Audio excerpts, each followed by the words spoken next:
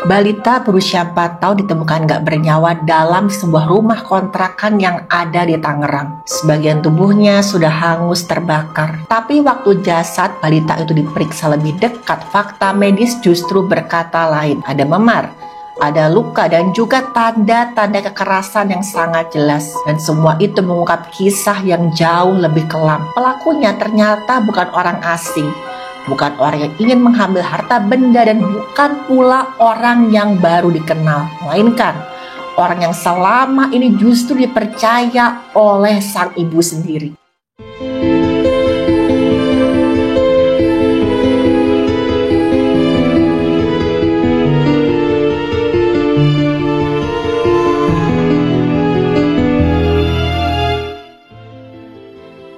Halo, saya Dr. Stefani. Saya seorang dokter spesialis forensik dan mediko-legal, dan saya belajar dari yang mati. Malam itu hari Sabtu tanggal 26 April 2025 sekitar jam 8 malam. Ada seorang ibu inisialnya F datang ke kontrakan pacarnya. Inisial pacarnya ini HB. Lokasinya di Kampung Kresek, Kosambi, Tangerang. Ibu ini membawa 3 orang anak yang termasuk MA yang baru berusia 4 tahun. Waktu itu seperti biasa mereka ngobrol, bercanda-bercanda sampai HB mengajak MA untuk menginap di rumahnya. Dan sang ibu mengizinkan. Ada sebelumnya MA memang sudah sering tidur di rumahnya HB. Setelah itu sang ibu pulang bersama kedua anaknya meninggalkan MA dan HB di rumah kontrakannya si HB tadi. Sekitar pukul jam 11 malam HB sama MA pun ke kamar buat tidur. Setelah pas tengah malam, sekitar jam 2:04 pagi, tiba-tiba aja MA terbangun. Dia nangis minta dibuatkan susu sama HB. Waktu itu HB ngerasa kesel banget karena dia lagi capek. Dan HB langsung menghantam bagian belakang kepalanya MA beberapa kali dengan tangan kosong. Udah pasti teman-teman, waktu dipukul MA menangis semakin keras. Dia kesakitan, dia ketakutan. Dan ini membuat HB bertambah marah. Dia seret MA kamar mandi dan posisi kedua tangannya MA itu ditelikung ke belakang. Dengan tangan kanan dan tangan kirinya HB mencengkram lehernya si MA.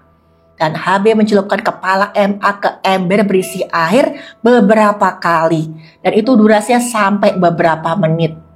Waktu kepalanya korban dimasukkan ke dalam ember udah pasti jalan napas terendam sehingga udara nggak bisa lagi masuk ke paru-paru. Dan korban secara refleks menahan napas, menyebabkan kadar oksigen di dalam cairan tubuh mulai turun alias hipoksemia. Selama beberapa detik kadar karbon dioksida meningkat sehingga menimbulkan rasa sesak dan juga panik. Refleks pernapasan pun memaksa korban menarik napas, menyebabkan begitu banyak air masuk ke dalam paru-paru. Air dalam saluran napas memicu laryngospasme atau otot pita suara yang menutup, yang semakin menutup jalan napasnya korban. Lama-kelamaan laryngospasme hilang akibat hipoksia berat. Air semakin banyak masuk ke dalam paru-parunya korban. Air di paru-paru korban merusak surfaktan paru, menyebabkan kolapsa jantung udara atau atelektaksis dan juga gagal oksigenasi. Surfaktan itu semacam cairan yang membantu paru-paru bergerak, dan hipoksia atau kurangnya oksigen menyebabkan denyut jantung melambat dan lama-kelamaan akan berhenti total. Kurangnya oksigen ke dalam otak menyebabkan korban kehilangan kesadaran dalam waktu 1-2 menit. Ya, begitu cepatnya teman-teman. Kalau enggak, segera ditolong, kerusakan otak menjadi irreversibel atau enggak bisa lagi kembali seperti sedia kala setelah 4-6 menit. Dan berujung pada hilangnya nyawa. Dan waktu dibenamkan itu korban sempat mengeluarkan kotoran. Karena ketika kepala dibenamkan, tubuh korban akan mengalami stres ekstrim yang memicu aktivasi sistem saraf simpatis. Kurangnya oksigen menyebabkan otot-otot tubuh kejang, lalu kemudian kehilangan kendali. Termasuk otot lingkar di saluran pembuangan yang biasanya menahan kotoran mulai melemah gara-gara hipoksia. Tekanan dalam rongga perut meningkat akibat korban berjuang untuk menarik napas masukkan oksigen ke paru-paru. Dan kombinasi kedua hal ini menyebabkan tekanan perut mendorong keluarnya isi usus alias kotoran. Saat korban kehilangan kesadaran, relaksasi otot menjadi total. Kotoran pun keluar tanpa bisa ditahan lagi.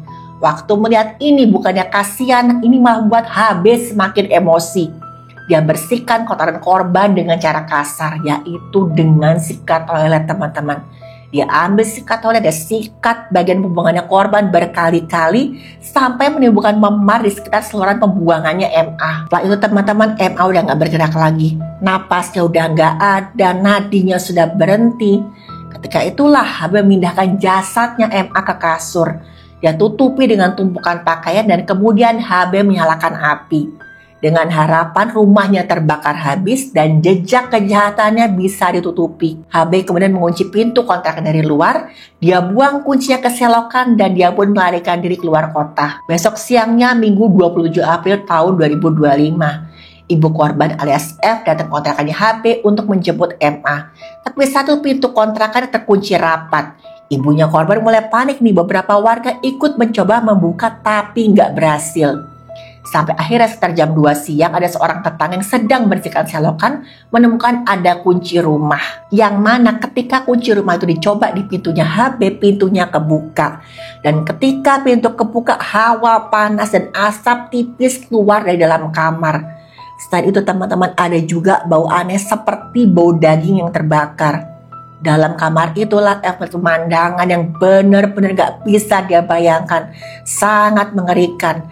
Dia melihat MA putranya tergeletak gak bernyawa di atas kasur. Beberapa bagian tubuhnya sudah hangus terbakar. Warga segera melapor ke pihak yang berwenang. Gak lama kemudian petugas pemadam pun datang untuk memadamkan sisa api. Setelah situasi terkendali, dimulailah olah TKP. Jasad korban dibawa ke bagian forensik untuk diotopsi. Ditemukan ada resapan cairan tubuh di leher sisi depannya korban. Ada juga di sisi belakang dan kerongkongannya korban. Resapan dari kerongkongan ini terjadi ketika jaringan mengalami penekanan yang sangat kuat menyebabkan pembuluh sampai pecah. Biasanya ditemukan pada kasus jeratan atau pencekikan dengan tangan, di mana tekanan menutup jalan napas dan menimbulkan resapan cairan tubuh secara internal. Dan semakin luas dan dalam resapannya berarti semakin kuat tekanan yang diberikan. Pada anak-anak, jaringan leher sudah pasti lebih rapuh, sehingga tekanan yang gak terlalu besar pun bisa menyebabkan kerusakan besar sampai henti napas. Kehadiran resapan cairan tubuh di kerongkongan juga membenarkan bahwa korban ini masih hidup ketika penekanan terjadi. Karena perlu sirkulasi atau peredaran cairan tubuh yang aktif untuk timbulnya resapan. Di dinding luar saluran pembuangan pun ditemukan adanya memar dan lecet. Luka bakar ditemukan pada bagian kepala, wajah, leher, dan sebagian lengannya korban. Lokasi ini mencurigakan teman-teman karena bagian-bagian tersebut biasanya terlihat kalau tubuh dibakar dalam posisi korban terlentang. Tapi luka bakar tubuhnya MA ini agak-agak aneh teman-teman. Luka bakarnya kering, gak ada reaksi peradangan, gak ada cairan pada lepuhan, dan gak ada jelaga dalam paru-parunya. Berbeda dengan luka yang terjadi ketika korban masih hidup. Lepuhan setelah pasien akan berisi cairan serum. Terjadi kemerahan pada tepi luka bakar. Dan yang pasti ada jelaga dalam saluran napas. Tanda korban menghirup udara ketika api mulai menyala. Dan pembakaran tubuhnya korban menunjukkan korban dibakar ketika korban sudah nggak bernyawa. Pihak yang berwenang langsung memburu HB. Dan diketahui nih, kalau HB berada di Tasikmalaya, Jawa Barat. Ketika penangkapan, HB berusaha melawan dan mencoba melarikan diri dari sergapan pihak yang berwenang. Petugas tempat meluncurkan timah untuk peringatan.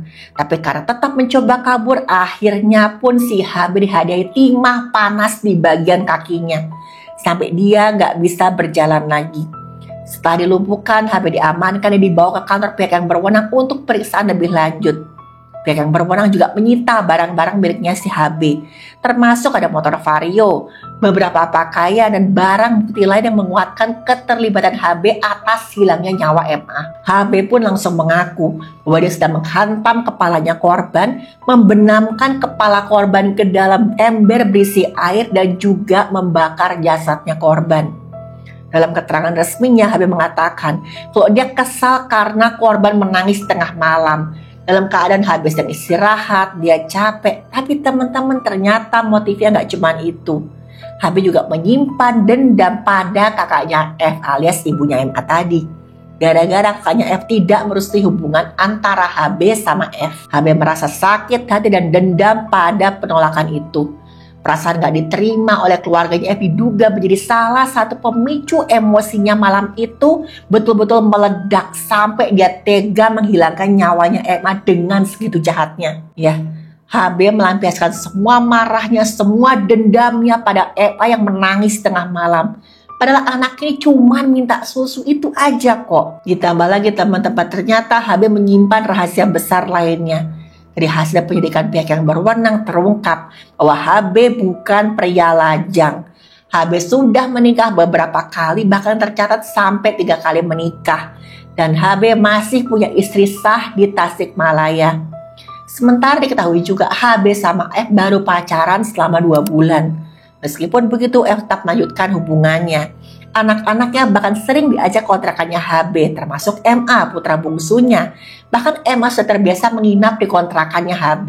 Kedekatan ini benar-benar membuat apa yang terjadi semakin buat banyak orang kaget gak habis pikir. Orang yang dianggap dekat justru tega melampiaskan amarah pada sang anak yang gak tahu apa-apa. Padahal nih HB sehari-hari bekerja sebagai petugas keamanan teman-teman. Petugas keamanan seharusnya bisa mengendalikan situasi. Tapi enggak pada kasusnya HB ini. HB sudah gagal mengendalikan emosinya dan efeknya sangat-sangat fatal. Ini adalah salah satu tanda bahwa memang ada dendam pribadi yang lebih dominan. Setelah penangkapan resmi Tasikmalaya, status HB pun menjadi tersangka. Dijerat dengan 3 pasal sekaligus. Pasal perlindungan anak karena ada tindak kekerasan yang mengakibatkan seorang anak sampai kehilangan nyawanya. Selain itu juga ada pasal KUHP tentang penghilangan nyawa. Dan juga mengenai penganiayaan berat yang berujung pada hilangnya nyawa. Dari gabungan semua pasal ini, ancaman hukuman yang paling berat adalah 15 tahun. Pasal tentang penghilangan nyawa berencana nggak dikenakan, karena penyidik melihat aksi si HB ini terjadi spontan, nggak direncanakan sebelumnya. Teman-teman, F ini memang statusnya janda cerai, dan MA bersama 2 orang anak F yang lain tinggal sama-sama F. Tapi sebenarnya MA ini juga punya ayah kandung, inisialnya AS. Setelah tragedi ini, AS pun ikut bersuara. Dia menegaskan apapun alasannya, pelaku sudah merenggut nyawa anak kecil dengan cara yang sangat kejam. Beliau menuntut hukuman seberat-beratnya, bahkan kalau perlu hukuman penghilangan nyawa demi keadilan bagi putranya. Dan teman-teman, tragedi ini gak cuma meninggalkan luka mendalam bagi keluarganya korban, tapi juga menyisakan satu pertanyaan. Apakah hukuman maksimal 15 tahun benar-benar cukup untuk menebus nyawa seorang anak? Kasus ini lagi-lagi mengingatkan kita kalau bahaya bisa datang dari orang yang paling dekat, bahkan dari orang yang sudah dianggap keluarga. Jangan remehkan tangisan anak kecil, itu bukan sekedar rengekan, melainkan cara mereka meminta perhatian dan pertolongan. Dan emosi sesaat bisa berakhir dengan sangat tragis. Hanya gara-gara marah seorang dewasa bisa merenggut nyawa seorang anak yang gak berdaya. Nah teman-teman, anak-anak adalah pihak yang paling rentan. Mereka tuh gak bisa melawan sehingga perlindungan penuh ada di tangan orang dewasa di sekitar mereka. Restu keluarga bukan sekedar formalitas. Kadang-kadang penolakan keluarga datang karena melihat bahaya yang gak disadari oleh orang terdekat. Hukum memang berusaha untuk memberi keadilan, tapi seringkali masyarakat merasa hukuman belum sepadan dengan penderitaannya korban. Dan kasus ini juga menegaskan pentingnya perlindungan hukum yang lebih kuat terutama buat anak-anak. Supaya nggak ada lagi pelaku yang bisa lolos dengan hukuman yang cenderung ringan. Dari sisi forensik kita juga bisa belajar teman-teman. Kebenaran medis bisa mengungkap apa yang terjadi pada satu tindak kejahatan. Seperti temuan luka, resapan cairan tubuh, sampai tidak adanya jelaga di paru-paru. Yang membuktikan korban sudah tidak bernapas ketika api menyala. Kepercayaan yang salah bisa banget berujung pada tragedi. Karena itu teman-teman, saya pesan selalu hati-hati kepada siapa kita menitipkan orang terkasih kita, terutama anak-anak. Saya harap kasus ini menjadi pengingat bagi kita semua untuk lebih menjaga anak-anak, mengendalikan emosi dan menolak segala bentuk kekerasan terhadap anak-anak.